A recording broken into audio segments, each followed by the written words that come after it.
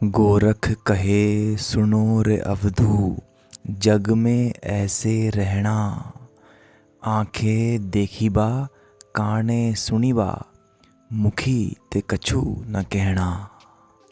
गोरखनाथ जी हमसे कहते हैं, हे अवधूत, हे अवधू, संसार में कुछ ऐसे रहना कि आँखों से देखना और कानों से सुनना, लेकिन मुख से कुछ मत बोलना।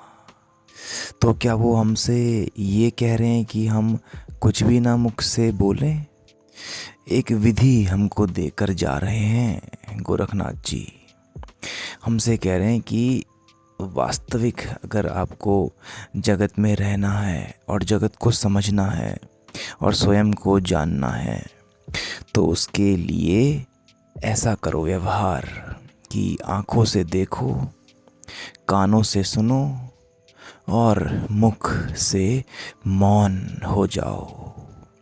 मुख से मौन हो जाओगे तो फिर अपने आप आपको संसार की नश्वरता, संसार का ज्ञान, स्व का ज्ञान भी हो जाएगा। फिर उसके बाद आपको ज़बरदस्ती नहीं करनी पड़ेगी कि हाँ, मन में विचार तो चल रहे हैं, लेकिन वो हमसे कह कर गए हैं गोरखनाथ जी कि मुख से कुछ ही ना कहना। नहीं, वो एक स्थिति, अवस्था ही ऐसी आ जाती है कि फिर मुख से कुछ कहा ही नहीं जाता है।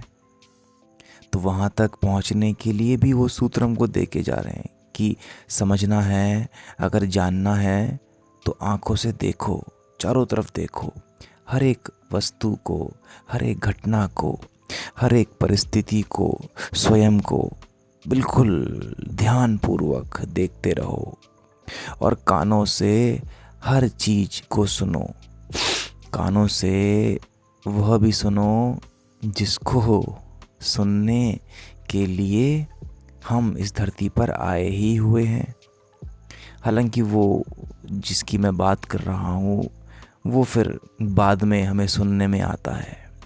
उससे पहले हमें इस चीज़ का ध्यान रखना है कि हम कुछ ऐसे रहें जगत में कि आँखों से देखें, कानों से सुने, परंतु मुख से कुछ न कहें। हाँ, फिर एक ऐसी स्थिति अवश्य आती है, उस स्थिति को मैं अभी तुमसे नहीं कहना चाहूँगा। उससे पहले तो ये करना होना आवश्यक है कि हम ऐसे रहें जगत में।